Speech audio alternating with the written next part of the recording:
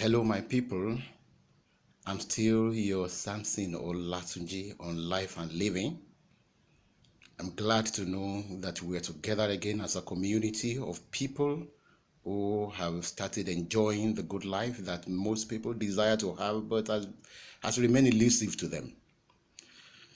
We're here to discuss yet another very important issue about our good life, and that is leading a life of self-sacrifice, a life of self-denial in order to achieve objectives and reach goals. I was at a forum some time ago where we started talking about ambition, and the discussion drifted to a level where some people insinuated that there are people without ambition in life. And that set me thinking, asking the very important question: are there really people in this world without ambitions? I remember when I was in college, we used to call some people NFE, no future ambition, or NFP, no future prospect. Then I began to question that statement, that name that we gave them. Are there people truly in this world without ambition? We will briefly discuss that on this edition of our program. But before we do that, I would want to ask you to subscribe to the channel if you haven't done so.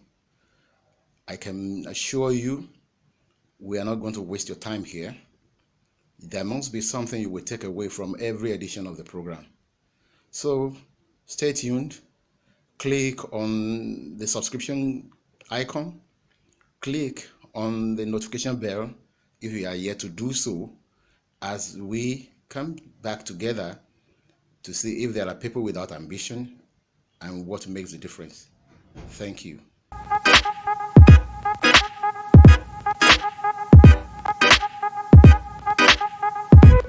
Welcome back. We are talking about whether there are people with no ambition at all in this world. After giving it some time of serious thoughts, I have come to certain conclusions. Well, I may modify the conclusions based on your better ideas about them, but I've concluded that actually there is nobody on this earth without any ambitions. But some people seem not to have any ambitions because they're not making adequate efforts to achieve those goals they have set for themselves. Some have not even clarified, they have not streamlined what their ambitions are. They have not given enough time to think deeply about what they want out of life. And so they are drifting. They are adrift, the seas of life, being pushed here and there by every wave of emotion, sensation, and forces around them. And that's why they seem not to have any ambition. Now, if we all have ambitions, why do some achieve theirs and while others don't? The point is that many people's ambitions are still in the realm of wishes. And we all know that if wishes were horses, even beggars would ride. So wishes are not horses. That brings us to the issue of making appropriate sacrifices. I'm not talking about ritualistic things. Appropriate self-denial whenever necessary in order to achieve what we have set to have in life.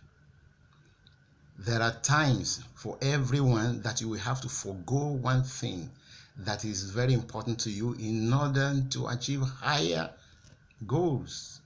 But many people are not ready to do this. And that reminds me of a story that many of us know. Some of us may not know that story, but as I relate the story, those who know it will remember and they will name the personalities involved. There was a great king produced by a system. He went against the system and the system rejected him from being king. And that system was looking for a replacement. And that replacement was found in a 17-year-old boy. And it became known to the king that that boy was going to succeed him. The king was very sad. He was annoyed. He was looking for that boy to kill him. Unfortunately for him, there was a force around that boy that would not let him be killed.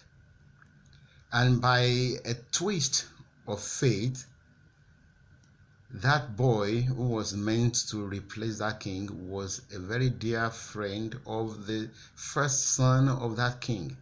Ordinarily, in a monarchy, that son was supposed to take over from the king. But the love between the son of that king and this boy was so intense that it was described to be like the love between a man and a woman. So at a point, the boy wanted to run away from town, from the city, from the kingdom. And he held a meeting with his dear friend, the son of the king. And after it had been confirmed that the king actually wanted to kill this boy, the son of the king said, "My friend, I know that nothing anybody does could prevent you from succeeding my father. But please make a vow to me. When you become the king, let me be your second in command." And this boy said, "Well, why not? You are my best friend. When I eventually become the king, you will be my second in command, but now I have to run away from the king." They wept, they kissed each other, and they parted ways. This boy went on a tortuous journey. He went on a journey of agony, a journey of lack, a journey of dangers, perils all around him. He was always being saved from death. At times he would just escape narrowly. He went to the wilderness. He became a vagabond. While his friend, the son of the king, was enjoying the delicacies, the influence, and the affluence of the palace. But a time came, the king went on a battle, and the king and his dear son and other children perished at the battlefront. Eventually, this boy became the king. Now, what can we take out from this story? Let's now suppose that that boy who was very much in love, that son of the king who was very much in love with this younger boy, the young boy, had followed his friend to go through thick and thin together with him. Perhaps he wouldn't have died, but he wanted to have his cake and eat it. He wanted to enjoy the pleasures of the palace, only to have the position of the second in command to the king on a silver platter. No, it doesn't work that way. He should have chosen to go and suffer with his friend. Maybe he would have been saved from death because he wouldn't have had to go to the battlefield with his father, the king. This describes the lives of billions of people that have lived on this earth. They had ambitions, they had goals, lofty ones at times, even some well-defined, but they were not ready to suffer a little while. They were not ready to forego certain pleasures.